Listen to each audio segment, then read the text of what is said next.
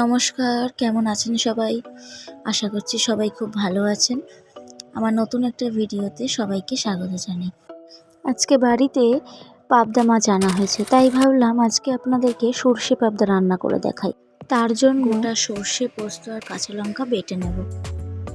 এবার কড়াইতে তেল গরম করে তাতে নুন হলুদ মাখানো যে পাবদা মাছগুলো রেখেছিলাম সেগুলো ভেজে নেব। খুব বেশি ভাজবো না, অল্প করেই ভেজে নেব। অল্প করে ভেজে আরেক পিঠে উল্টে দিলাম, দিয়ে সেটাকেও সেই পিঠটা ভালো করে ভেজে নেব। ভাজা হয়ে গেছে, এবার মাছগুলোকে তুলে নেব। তুলে তেলটা একটু কমিয়ে নেব। এবার কালো জিরে দিয়ে দেব অল্প করে।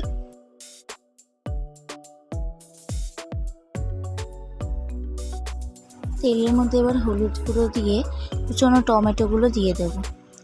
কুচনো টমেটোগুলো দিয়ে একটুখানি নাড়াচাড়া করব যাতে টমেটোটা একটু গলে গলে যায়।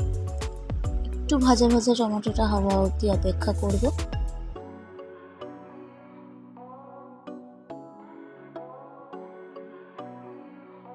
ব্যাস, টমেটোটা ভাজা ভাজা হয়ে গেছে। এবার যে পেস্টটা বানিয়ে রেখেছিলাম সর্ষে, পোস্ত, কাঁচা লঙ্কা, সেই পেস্টটা দিয়ে দেবো।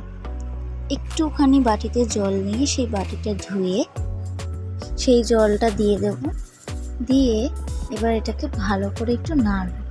বেশিক্ষণ নাড়ব না, কারণ এটা যেহেতু সর্ষে পোস্ত, সর্ষে বেশিক্ষণ ভাজলে সর্ষেটা পুড়ে যায় আর তিতো হয়ে যায়।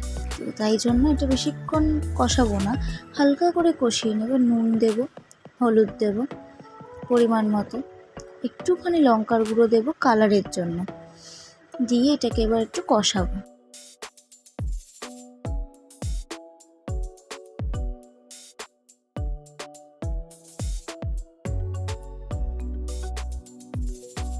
ব্যাস, আর কষাবো না, প্রায় হয়েই গেছে কষানো। এবার জল দিয়ে দেবো।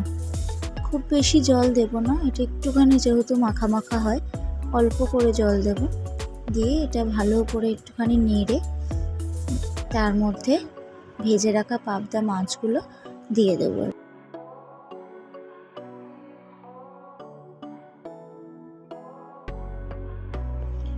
ঝোলের মধ্যে মাছগুলোকে একটুখানি এপিট ওপিট করে দেবো, যাতে পুরো মশলাটা যেন মাছের ভেতরে ঢোকে।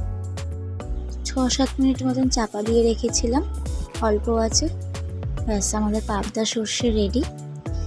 ভিডিওটা ভালো লাগলে অবশ্যই চ্যানেলটাকে সাবস্ক্রাইব করে দেবেন।